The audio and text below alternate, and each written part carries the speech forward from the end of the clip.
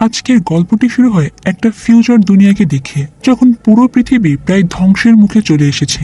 আর এই ধ্বংসের কারণ হলো এক বিশেষ ধরনের ভাইরাস, যা 3 বছর আগে পৃথিবীতে ছড়িয়ে পড়েছিল। আর এই ভাইরাস বিশেষ করে উদ্ভিদের ওপর বেশি অ্যাটাক করেছিল, যার কারণে প্রায় সব গাছপালাই মারা যায়, এমনকি মানুষের খাবারের মতো কিছুই বেঁচে থাকে না। সমুদ্রের প্রত্যেকটা জীব একটা সময় পর এই ভাইরাসে আক্রান্ত হয়ে মারা যায়। অর্থাৎ এক কথায় বলতে গেলে এই পৃথিবীর পুরো ইকোসিস্টেমটাই এই ভাইরাসটা নষ্ট করে দিয়েছে।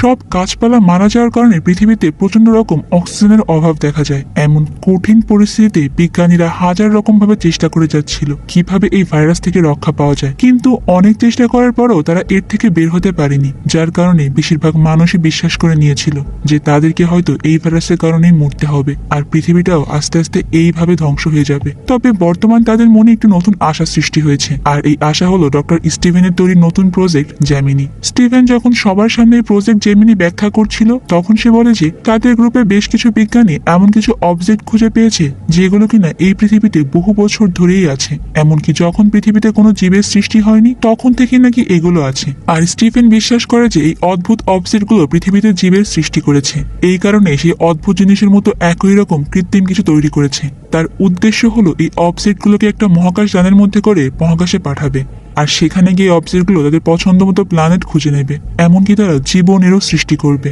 আর এইসব বলে স্টিফেন জানায় যে পৃথিবীতে জীবের সৃষ্টি করেছে এলিয়ানরা, তারাও ঠিক এমন ভাবেই কিন্তু স্পেসশিপের সাহায্যে এই অদ্ভুত অবজেক্টগুলো পৃথিবীতে পাঠিয়েছিল, আর তারপরেই এখানে জীবের সৃষ্টি হয়েছে, আমরা সবাই জন্মগ্রহণ করেছি।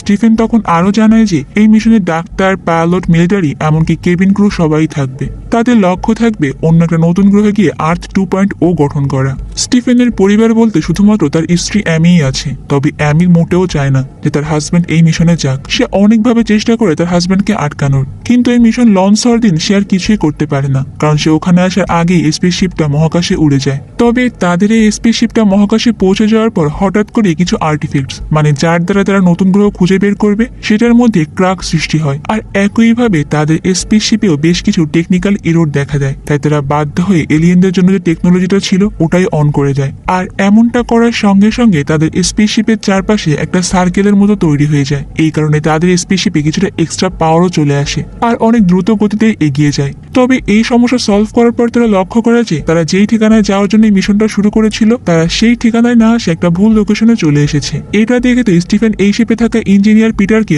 অনেক বকাঝকা করে, কারণ এই সবকিছুর দায়িত্ব ছিল পিটারের। স্টিফেন মনে করে যে এটা সম্পূর্ণই পিটারের দোষ, সে কোনো না কোনো ভুল করেছে, যার জন্য আজকে এরকম একটা বিপদে পড়েছি আমরা। তাই রেগে গিয়ে সে স্টিফেনকে তার ডিউটি থেকেই বাদ দিয়ে দেয়। এর কিছুক্ষণ পরে দেখা যায় যে স্টিফেন যখন রেস্ট নিচ্ছিল তখন তার স্ত্রী এমির কথা মনে করছিল। এরপর প্রথমবারের মতো সে কৃত্রিম আর্টিফ্যাক্টসটা ওপেন করে আর লক্ষ্য করে যে কয়েক সেকেন্ডের জন্য মানুষের আকৃতির মতো কিছু একটা সেখানে তৈরি হয়েছে, কিন্তু সেটা আবার সঙ্গে সঙ্গে ভ্যানিশও হয়ে যায়। এই সব কিছুর পর স্টিফেন তার মেম্বারদেরকে এখানকার লোকেশন খুঁজে বের করতে বলে, কিন্তু তখন এই গ্রুপ মেম্বাররা তাকে জানায় যে তাদের সমস্ত ডেটাই নাকি অলরেডি মুছে গিয়েছে। আর এই ঘটনা ঘটেছে যখন তারা এলিয়েনদের জন্য টেকনোলজিটা অন করেছিল, ঠিক সেই সময়। অন্যদিকে পিটার তো তার বাংকার থেকে বেরিয়ে আসে, আর তাদের এই স্পেসশিপে একাধিক সিকিউরিটি ক্যামেরার মধ্যে থেকে একটা সে চুরি করে নেয়, যাতে করে ওই কৃত্রিম আর্টিফ্যাক্টসটা সে একা একাই পর্যবেক্ষণ করতে পারে। মানে সে ওই রুমটা সিসি ক্যামেরাটা আগে থেকেই সরিয়ে ফেলেছে আর কি। তবে ঠিক ওই সময় তাদের শিপে একটা অ্যানাউন্সমেন্ট করা হয়, আর সেখানে জানানো হয় যে তাদের এই এয়ারলকটিকে ওপেন করেছে আর কোনো কিছু নষ্ট করার চেষ্টা করছে। এই অ্যানাউন্সমেন্ট শুনে তো প্রত্যেকেই চারপাশটা খুব ভালোভাবেই চেক করে, আর তারা দেখতে পায় যে পিটার বাইরে ভেসে বেড়াচ্ছে, এমনকি সে পুরো বরফের মতো শক্ত হয়ে গিয়েছে। এই সবকিছু দেখে ডক্টর ডেভিড মনে করে যে পিটার তার করা ভুলের জন্য নিজেকে শাস্তি দিয়েছে, আর সে ইচ্ছাকৃতভাবেই এমনটা করেছে। কিন্তু ডক্টর লিওনা জানায় যে আমি পিটারের সঙ্গে দীর্ঘ 8 বছর ধরে কাজ করছি, তাই আমি ভালো করে জানি পিটার এমনটা কোনোভাবেই করতে পারে না। আর পিটারের এমন অবস্থা দেখে তো সে কান্নাই করে ফেলে, আর ওখানে এরকম কান্নাকাটি আর হট্টগোল দেখে তো স্টিফেন অনেক রেগে যায়। সে লিওনাকে বলে যে তোমার ইমোশন তোমাকে কন্ট্রোল করতে হবে, তুমি ভুলে যেও না আমরা এখানে একটা মিশনে বেরিয়েছি, আমাদের প্রধান লক্ষ্য হওয়া উচিত এই মিশনটা কমপ্লিট করা, এখানে ফালতু ইমোশনের কোনো দাম নেই। তো এরই মধ্যে ডক্টর ডেভিড আবার স্টিফেনকে সেই গল্পটা শোনায় যখন সে তার মেয়েকে হারিয়েছিল। সে বলে যে আমার মেয়ে যখন মারা যায় তখন আমি এই মিশনের কারণেই তাকে পুরোপুরি ইগনোর করে গিয়েছিলাম, আর ভেবেছিলাম যে হয়তো এই মিশনটা কমপ্লিট করলে পুনরায় সবকিছু ঠিক হয়ে যাবে, আমিও তখন আমার মেয়ের কাছে যেতে পারবো। কিন্তু তেমনটা কিছুই হয়নি। স্টিফেন তার কথাগুলো মন দিয়ে শোনে আর বলে যে আপনার এই দুঃখ ঠিকই চলে যাবে। যেদিন আমরা এই মিশন কমপ্লিট করতে পারবো সেদিন দেখবেন আর কিছুই মনে থাকবে না। তো এইসবের মধ্যেই তারা আবার লক্ষ্য করে যে তাদের স্পেসশিপটা এমন একটা প্ল্যানেটের মধ্য দিয়ে অতিক্রম করছে যেটা কিনা আগ্নেয়গিরির পাথর দিয়ে তৈরি করা। এই কারণে এখানে কোনো রকম অক্সিজেন নেই। তবে অদ্ভুত ব্যাপার হলো চারপাশের বায়ুমণ্ডল আবার খুব একটা বিষাক্ত নয়, অর্থাৎ তারা চাইলেই ব্রিদিং মাস্ক লাগিয়ে বাইরে যেতে পারে। তাই স্টিভেন মনে করে যে এটাই সেই উপযুক্ত প্ল্যানেট যেখানে তারা দ্বিতীয় পৃথিবী তৈরি করতে পারবে। কিন্তু ক্যাপ্টেন রায়ান তখন স্টিফেনকে বাধা দেয় আর বলে যে আমরা তো এখনো পর্যন্ত এই প্ল্যানেটটাকে পর্যবেক্ষণ করিনি, এটা আমাদের কাছে পুরোপুরি নতুন, তাই এখানে ল্যান্ড করা কিন্তু খুবই বিপজ্জনক হবে। কিন্তু সেই স্টিফেনের কথায় কোনো রকম গুরুত্বই দেয় না, বরং সে রায়ানকে জানায় যে এই মিশনটা প্রথমে আমি তৈরি করেছিলাম, তাই এখানে আমার কথাই হলো শেষ কথা। এইটা বলে সে সমস্ত ক্রু মেম্বারদেরকে এক প্রকার জোর করে ওই প্ল্যানেটে যাওয়ার উদ্দেশ্যে যাত্রা শুরু করে। এখন সময়ের সঙ্গে সঙ্গে তারা যতই প্ল্যানেটের কাছাকাছি পৌঁছচ্ছিল তাদের স্পেসশিপে ভয়ঙ্কর ঝড় উঠতে শুরু করে, আর শিপের পাইলট তখন ব্রেকিং ফাস্টারটা অন করে দেয় যাতে করে তারা ধীর গতিতে ল্যান্ড করতে পারে। কিন্তু সমস্যা হলো এমনটা করতে গিয়ে তাদের শিপের সমস্ত ফুয়েলই শেষ হয়ে যাবে, যার ফলে ওখান থেকে আবার পৃথিবীতে ফিরে আসা তাদের পক্ষে অসম্ভব হবে। কিন্তু তারা তো এখন এটাও জানে যে এই কাজ করা ছাড়া তাদের কাছে আর কোনো বিকল্প রাস্তা নেই, তাই এখন বেঁচে থাকার জন্য তাদেরকে এটা করতেই হবে। এরপর এই শিপটা যখন ওই নতুন প্ল্যানেটে গিয়ে আছড়ে পড়ে প্রত্যেকটা ক্রু মেম্বার তো বেশ কিছু সময়ের জন্য অজ্ঞান হয়ে যায়, আর এরপর যখন তাদের জ্ঞান ফিরে আসে তারা পুনরায় আবারও কাজ শুরু করে দেয়। আর লক্ষ্য করা যায় তাদের শিপে খুব বেশি একটা ক্ষতি হয়নি, কিন্তু সত্যি সত্যি তাদের ফিউল খুব অল্প রয়েছে, যার ফলে তাদেরকে এখন এখানেই থাকতে হবে। এত সহজে আর পৃথিবীতে ফিরে যাওয়া পসিবল নয়। সবাই প্রচন্ড হতাশ হয়ে পড়লেও স্টিফেন এই ঘটনায় খুব একটা বেশি হতাশ হয় না, কারণ তার মতে তারা এখানে এমন ভাবে এসেছে যাতে করে 4 বছর এখানেই থাকতে পারে। অন্যদিকে দেখা যায় যে স্পেসশিপের মধ্যে হঠাৎ করে কিছু আঠালো জিনিস ফোটায় ফোটায় পড়তে শুরু করে। তখন রিচার্ড নামের একজন এটা দেখে মাদারশিপের ভেতর খুব ভালোভাবে পর্যবেক্ষণ করে। তখন সে লক্ষ্য করে যে সেখানে থাকা একটা ক্যামেরা মিসিং। অন্যদিকে বাকি মেম্বাররা সেখানে সার্ভাইভ করার জন্য তাদের স্যুটগুলো পরে নেয়, আর পাশে থাকা একটা গুহার মধ্যে চলে যায় সেই আর্টিফ্যাক্টসটা অ্যাক্টিভ করার জন্য। আর ওটাকে অ্যাক্টিভ করে তারা আবারও শিপে ফিরে আসে যাতে করে ডেটাগুলো কালেক্ট করতে পারে। আর এর মধ্যে তো রিচার্ড তাদের একটা ভিডিও দেখায় যেটা কিনা পিটার মৃত্যুর আগে করে গিয়েছিল। এই ভিডিও দেখে তারা পুরোপুরি চমকে যায়, কারণ ওখানে পিটার বোঝাতে চেয়েছিল যে সে কিভাবে কোনো রকম ভুল করেনি, কিন্তু স্টিফেন তাকে শুধু শুধু এই কাজ থেকে বাদ দিয়ে দিয়েছে। তো সবকিছু দেখতে দেখতে হঠাৎ করে সে আর্টিফ্যাক্টসটা মানে যেটাকে অ্যাক্টিভ করতে তারা গিয়েছিল ওর মধ্য থেকে কিছু অদ্ভুত জিনিস বেরিয়ে আসে আর পিটারকে সঙ্গে সঙ্গে মেরে ফেলে। এই ভিডিও দেখে তারা কিছুতেই বুঝতে পারছিল না যে এটা কিভাবে সম্ভব, আর এই অদ্ভুত জিনিসটাই বা কি।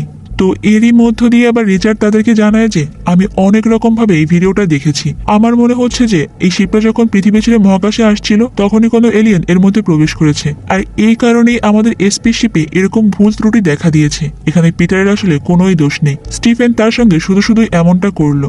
তবে তাদের এই আলোচনা খুব বেশি একটা সময় ধরে চলে না, কারণ ডক্টর ডেভিড তাদেরকে জানায় যে একটু আগে তারা যে আর্টিফ্যাক্টসটা অ্যাক্টিভ করেছিল সেটা নাকি ভুল ডিরেকশনে কাজ করছে, তাদের সেভ করা প্রোগ্রাম এখন আর চলছে না, তার বদলে সেখানে অন্য সব প্রোগ্রাম চলছে।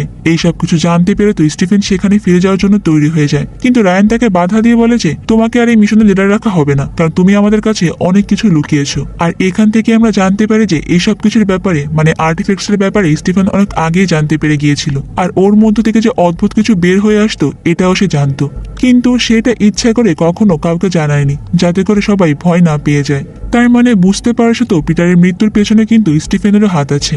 এখন এই কথা শুনে স্টিফেন বাধ্য হয়ে লিডারশিপটা ছেড়ে দেয়। কিছুক্ষণ পর স্টিফেন ডেভিডের কাছে আসে আর তাকে সেই গোলকটা ভালোভাবে পর্যবেক্ষণ করতে বলে।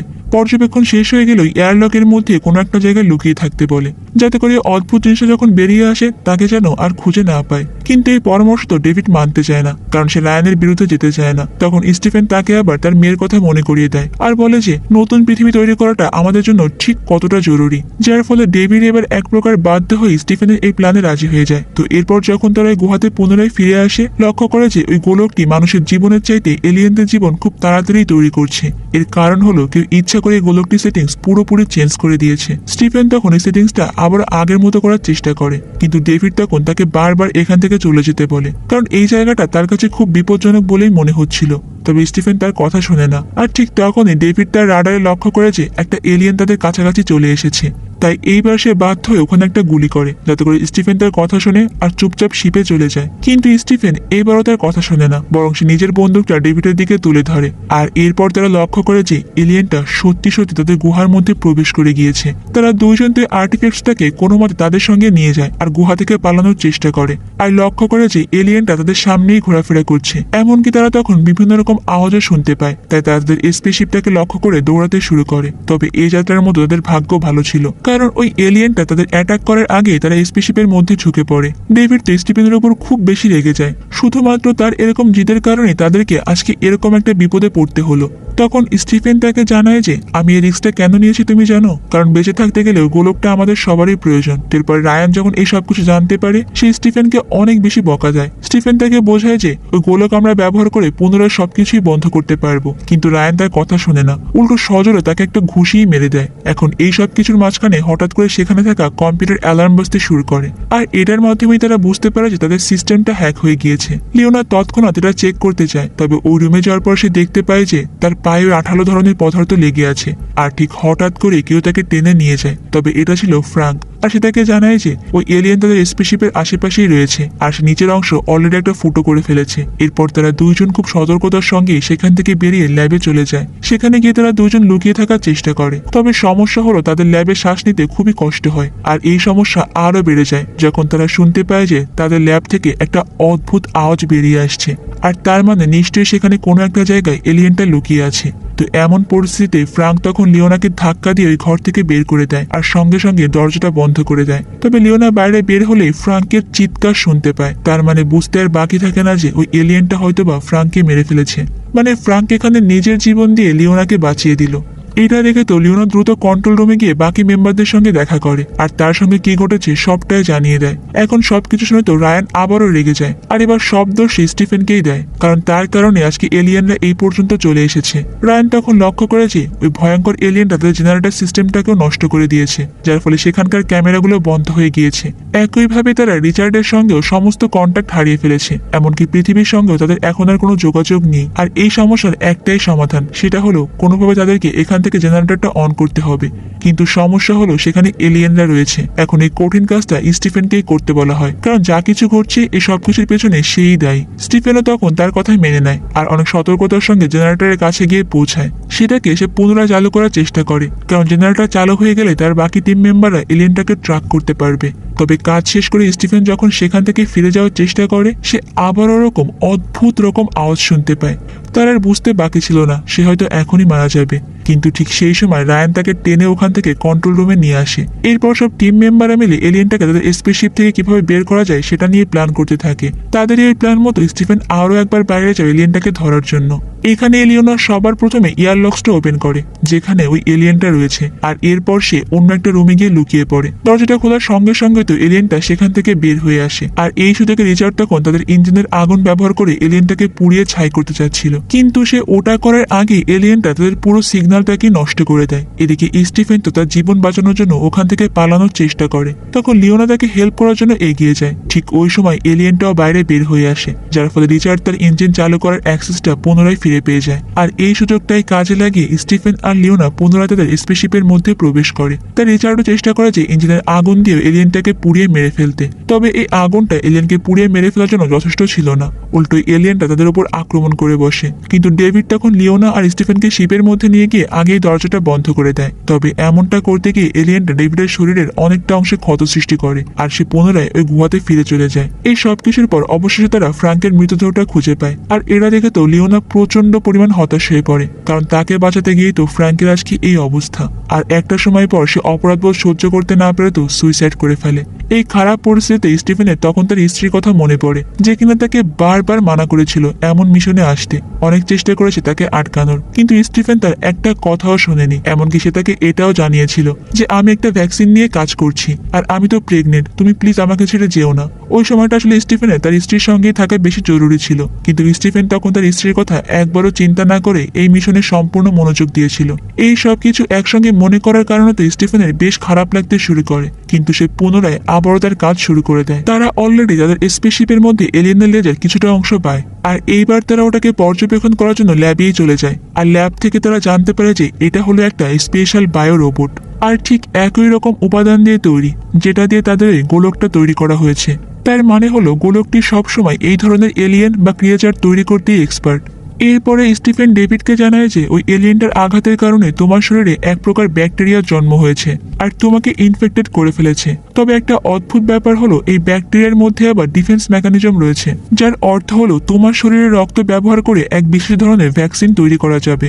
স্টিফেন তো তার পর্যবেক্ষণটা চালিয়ে যায়, কিন্তু এরপর যখন সেই এলিয়েনটা লেজের কিছুটা অংশ কাটে তখনই হঠাৎ করে কন্ট্রোল রুমের প্রত্যেকটা লাইটই জ্বলতে নিভতে শুরু করে। আর ঠিক তখনই সে আবার ওই সেম দৃশ্য দেখতে পায় যেটা কিনা সে পৃথিবীতে আর্টিফ্যাক্টস গুলো কালেক্ট করার সময় দেখেছিল। স্টিফেন তখন বুঝতে পারে যে এই রোবটকে শেষ করতে গেলে সর্বপ্রথম তাকে গোলকটার সমস্ত সেটিংই পরিবর্তন করা লাগবে, কিন্তু সে এমনটা করার আগে রায়ান তাকে ওই ল্যাবের মধ্যে বন্দি করে দেয় আর জানায় যে তোমাকে আর এই ল্যাব থেকে বের করা হচ্ছে না, তুমি এখানেই থাকো। এই সব কিছু দেখে তো স্টিফেনের আরো একবার অতীতের কথা মনে পড়ে যায়, যখন সে এই মিশনে আসার আগে তার স্ত্রীর সঙ্গে এটা নিয়ে ঝগড়া করেছিল আর এমনকি তাকে না জানিয়ে সেই মিশনে চলে এসেছে। তবে এইসব কিছু চিন্তা ভাবনা করার পর স্টিফেন আবারও তার গবেষণা শুরু করে দেয়। অন্যদিকে রিচার্ড তাদেরকে জানায় যে আমি অলরেডি তোমাদের ট্রাভেল হিস্ট্রি চেক করেছি, তবে আমি যা দেখতে পেয়েছি সেটা সম্পূর্ণ অবাক করার মতো। রিচার্ড তখন জানায় যে আমরা কিন্তু কোনো অন্য গ্রহতে নেই, বরং পৃথিবীর মধ্যেই আছি। তবে এখানে কোনো মানুষজন নেই কেন জানো? এই সময়টা হলো 4 বিলিয়ন বছর আগের, যখন পৃথিবীতে কোনো রকম মানুষের সৃষ্টি হয়নি, এমনকি কোনো জীবেরও সৃষ্টি হয়নি। আর এমনটা হওয়ার কারণ হলো তারা যখন স্পেসশিপ নিয়ে মহাকাশে রওনা হয় তখন তাদের গতি এতটাই বেশি ছিল যে টাইম ট্রাভেল করে তারা এমন পিছনে চলে গিয়েছে। একইভাবে সে জানায় যে তারা যে গোলকটাকে ক্লোন ভাবছিল, মানে যেটার মধ্য দিয়ে তারা জীবের সৃষ্টি করবে, এটা আসলে কোনো ক্লোন নয়, বরং এটাকে ভবিষ্যতের বিজ্ঞানীরা খুঁজে পেয়েছিল। অর্থাৎ এটাই হলো সে আসল আর্টিফ্যাক্টস। এই সবকিছু জানতে পেরে তো সেখানকার সবাই অনেক বেশি আতঙ্কে পড়ে যায়, আর তাদের খেয়ালই থাকে না যে ডেভিড ওই সাইডে মৃত্যুর সঙ্গে লড়াই করছে। এদিকে স্টিফেন তো ল্যাবের মধ্যে আর্টিফ্যাক্টসে সেই টুকরাগুলো খুঁজে পায়, যেটা দিয়ে সে তার বর্তমান স্ত্রী অ্যামিকে একটা ব্রেসলেট বানিয়ে দিয়েছিল। তাই সে তার স্ত্রীকে একটা চিঠি পাঠানোর জন্য আর্টিফ্যাক্টসের টুকরাগুলোতেই মেসেজগুলো লিখে দেয়। এখন যেহেতু সে অতীতে রয়েছে আর তার স্ত্রী রয়েছে ভবিষ্যতে, তাহলে এই লেখাগুলো অবশ্যই তার স্ত্রীর হাতে যে ব্রেসলেটটা রয়েছে সেটাতেও ফুটে উঠবে। এই বিশ্বাস নিয়ে স্টিফেন এই কাজটা করে। অন্যদিকে দেখা যায় যে অ্যামি নিউজ পেপার পড়ে জানতে পারে যে তার হাজব্যান্ডের এই জেমিনি মিশনটা পুরোপুরি ফেল করে গিয়েছে। এটা দেখেই তো সে অনেক বেশি হতাশ হয়ে যায়। এদিকে স্পেসশিপের মধ্যে রিচার্ড স্টিফেনকে জানায় যে রায়ান ওই গোলকটা ধ্বংস করার জন্য বিভিন্ন রকম বিস্ফোরক তৈরি করছে। এই কথা শুনে তো স্টিফেন অনেক বেশি চিন্তায় পড়ে যায় আর সে রিচার্ডকে বলে যে তুমি দ্রুত এয়ারলকের গেটটা খুলে দাও, কারণ আমার কাছে এই সমস্যার বিকল্প একটা রাস্তা আছে। কিন্তু তাদের এই কথাবার্তার মধ্যে হঠাৎ করে একটা গুলি এসে রায়ানের বুক ভেদ করে চলে যায়। আর এই গুলিটা কিন্তু আর কেউ চালায়নি, স্বয়ং ডেভিড, যে কিনা মৃত্যুর সঙ্গে লড়াই করছিল সেই চালিয়েছে। আসলে ডেভিডের শরীরে এত পরিমাণ ইনফেকশন ছড়িয়ে গিয়েছিল যে সে এখন বিশ্বাস করতে শুরু করে দিয়েছে যা হবার তো হয়ে গিয়েছে, এখন এই এলিয়েনটা আমার আর কোনো ক্ষতি করবে না। তাই সে উঠেই প্রথমে রায়ানকে গুলি করে মেরে ফেলে। স্টিফেন এরকম খারাপ পরিস্থিতি দেখে তো একটা রুবি কিউব ডেভিডের দিকে ছুড়ে মারে, যাতে করে তার ধ্যান কিছুক্ষণের জন্য হলেও অন্যদিকে চলে যায়।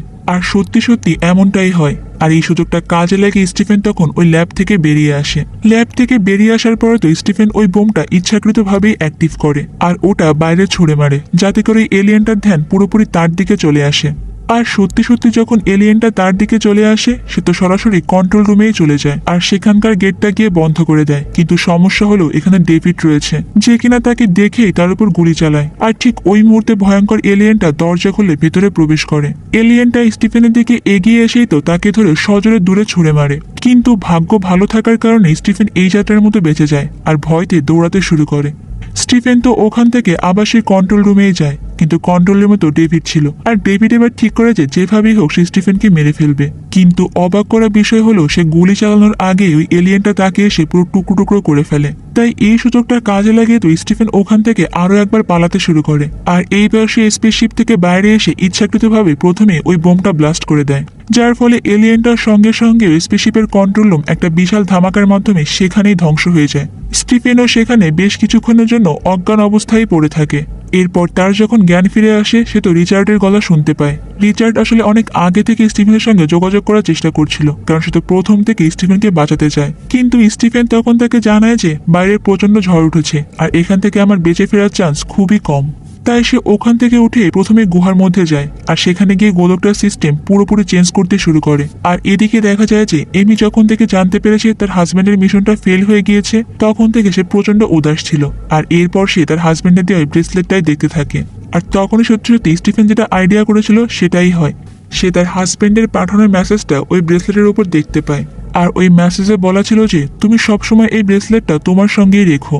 আর অন্যদিকে দেখা যায় যে স্টিফেন সেই গোলকটার সিস্টেম পুরোপুরি চেঞ্জ করতে সক্ষম হয়েছে। আর কিছুক্ষণের মধ্যে আবার সে বর্তমানেও চলে আসে, মানে তার স্ত্রী অ্যামির সামনে। স্টিফেন খুব ভালো করে বুঝতে পারছিল এটা খুবই কম সময়ের জন্যই হবে, তাই সে দ্রুত তার স্ত্রী অ্যামিকে এই ভ্যাকসিনের ফর্মুলাটা বলে দেয়, যাতে করে তার স্ত্রী এই ভ্যাকসিনটা তৈরি করে এই পৃথিবীটাকে আবারও আগের মতো করতে পারে। আর এই সব কিছু বলতে বলতে স্টিফেন আবারও ভ্যানিশ হয়ে সেই গুহাতেই ফিরে আসে।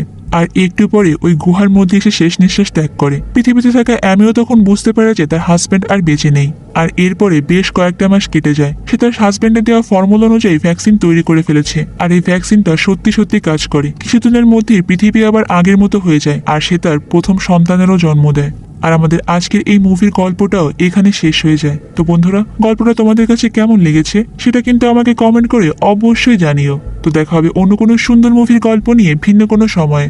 ততক্ষণ পর্যন্ত তোমরা সবাই অনেক বেশি ভালো থাকবে এবং নিরাপদে থাকবে। আর অবশ্যই তো কুহেলিকার সঙ্গেই